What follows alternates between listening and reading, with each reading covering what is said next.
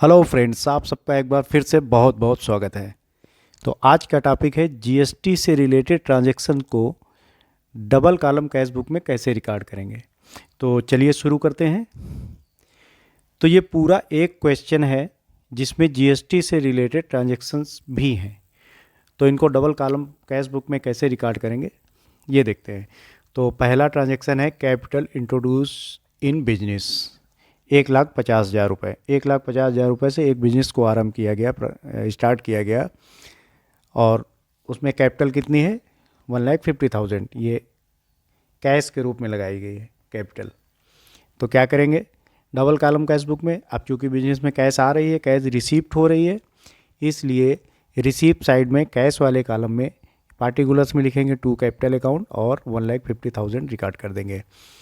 3 अप्रैल को open current account in bank 1,00,000 rupees. 1,00,000 रुपये से एक करेंट अकाउंट ओपन किया गया बैंक में। तो ये कैश का पेमेंट हो रहा है किसको? बैंक को पेमेंट हो रहा है। तो यहाँ पे बैंक है रिसीवर। तो रिसीप्ट साइड में बैंक वाले कॉलम में, रिसीप्ट साइड में देखो बैंक वाले कॉलम में 3 अप्रैल को लिखेंगे टू कैश अकाउंट और यहाँ पर बैंक वाले कॉलम में 1,00,000 रुपये रिकॉर्ड कर देंगे।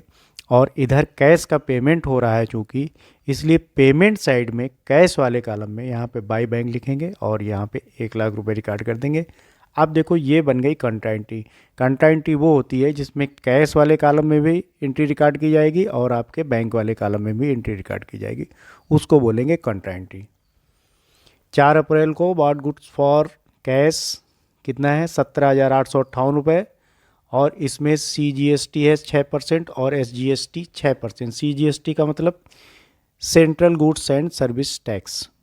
जो टैक्स सेंट्रल को जाता है उसको हम लोग शॉर्ट में लिखते हैं CGST, और जो टैक्स GST के रूप में स्टेट गवर्नमेंट को जाता है, ठीक है, तो उसको SGST लिखते हैं। तो ठीक है, ये माल ख़रीदा गया, वो भी नगद पे। कितना? 17,858 रुपये का।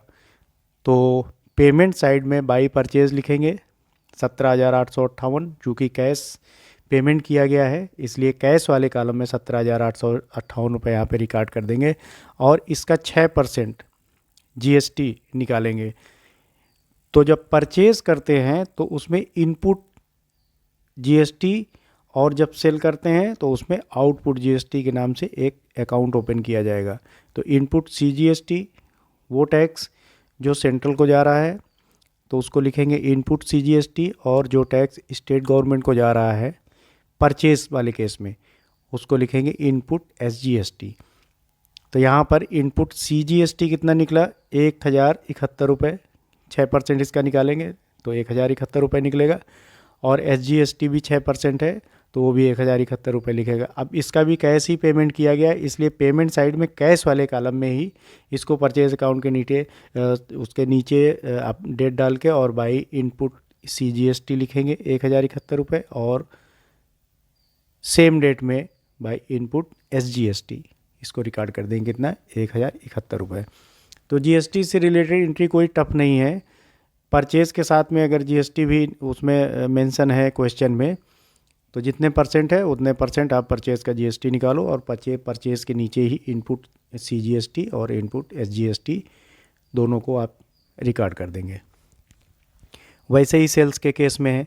सेल्स में क्या है? Sold goods for cash 17,858, same figure लिखी हुई है, और इसका CGST भी 6% है, SGST 6% है। तो चूँकि माल ये बेचा जा रहा है और वो भी नगद बेचा जा रहा है, इसका मतलब कैश रिसीव हो रही है, तो ये कन्फर्म है कि रिसीप्ट साइड में एंट्री होगी। अब चूँकि कैश ट्रांजेक्शन है इसलिए कैश वाले कॉलम में लिखेंगे टू सेल्स अकाउंट 17,858 रुपये, और सेल्स वाले केस में आउटपुट CGST अकाउंट खोलते हैं और एक खोलते हैं आउटपुट SGST अकाउंट। तो आउटपुट CGST कितना निकलेगा? 6% इसका, वही 1,071 रुपये, और आउटपुट SGST भी 1,071 रुपये। ये एंट्री हो गई। 8 अप्रैल को रिसीव चेक फ्रॉम रामनाथ, कितना? 6,000, and deposited in to same date in bank. Ramnath से एक चेक रिसीव हुआ 6,000 रुपये का और उसी दिन इसको डिपॉजिट कर दिया गया। ठीक है, डिपॉजिट हुआ मतलब बैंक रिसीवर हो गया, इसका मतलब रिसीव साइड में इसकी एंट्री होगी और किस कॉलम में, बैंक वाले कॉलम में। किससे रिसीव हुआ, रामनाथ से, तो पार्टिकुलर्स में टू रामनाथ लिख देंगे और बैंक वाले कॉलम में 6,000 रुपये रिकॉर्ड कर देंगे। 9 अप्रैल को issued cheque in favour of creditors Shri Narendra. Narendra creditor हैं और उनके फेवर में एक चेक इशू किया गया, मतलब नरेंद्र को चेक से पेमेंट किया गया और चेक का अमाउंट कितना है, 18,000 रुपये, 9 तारीख को। तो ठीक है, पेमेंट हो रहा है चेक से, इसलिए पेमेंट साइड में बैंक वाले कॉलम में 18,000 रुपये रिकॉर्ड करेंगे और पार्टिकुलर्स में बाय नरेंद्र लिख देंगे, यहाँ पर डेट डाल देंगे। ये भी आसान है। Paid insurance premium by cheque, insurance premium का पेमेंट किया गया, चेक से किया गया, तो पेमेंट है, इसलिए पेमेंट साइड में बैंक वाले कॉलम में बाय इंश्योरेंस लिख के 2,500 रुपये रिकॉर्ड कर देंगे। अब चेक रिसीव्ड फ्रॉम सुरेंद्र, कितना, 6400 रुपये, 13 तारीख को, 13 अप्रैल को सुरेंद्र से एक चेक रिसीव हुआ 6400 रुपये का, बट 15 अप्रैल को ये चेक डिपॉजिट किया जा रहा है बैंक में। तो कितना अमाउंट डिपॉजिट हो रहा है बैंक में, 14,400 रुपये।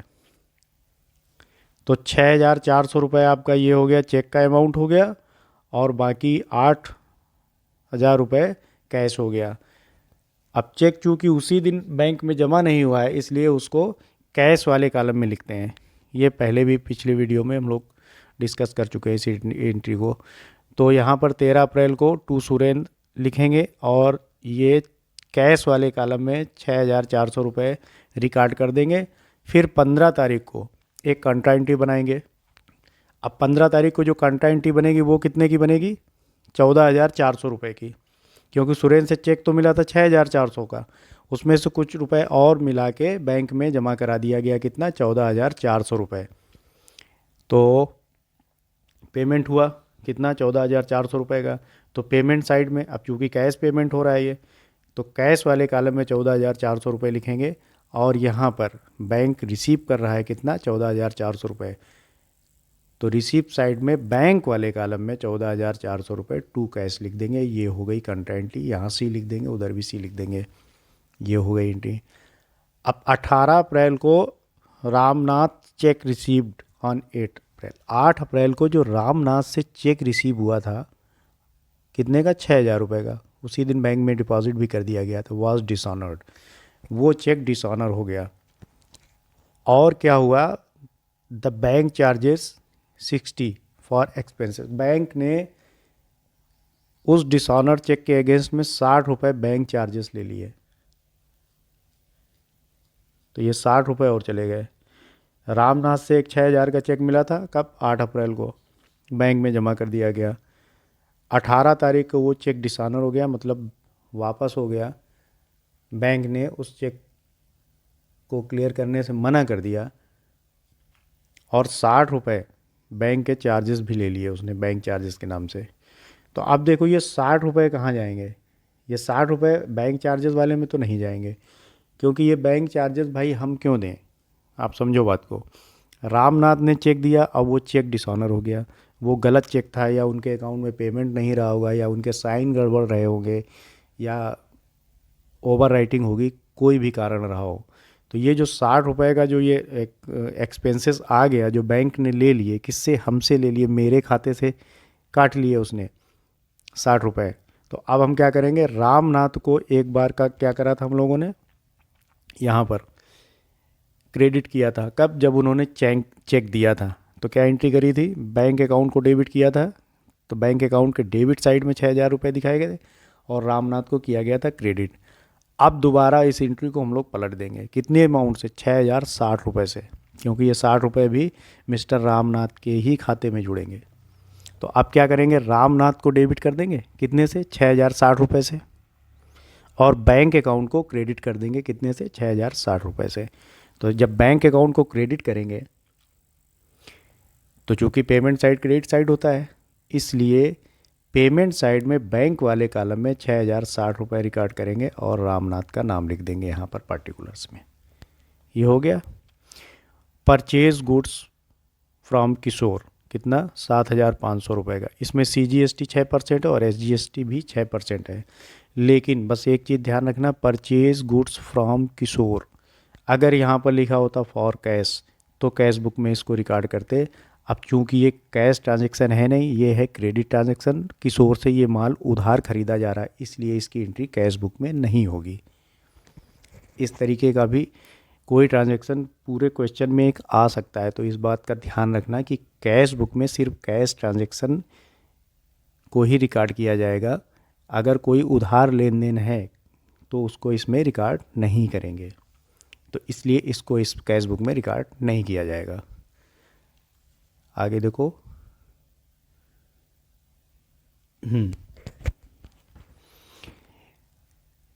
द बैंक इन्फॉर्म, बैंक ने सूचना दी that Surendra cheque has been collected, कि जो सुरेंद्र ने चेक दी थी कितने की, 6,400 रुपये की, वो कलेक्ट हो गई है।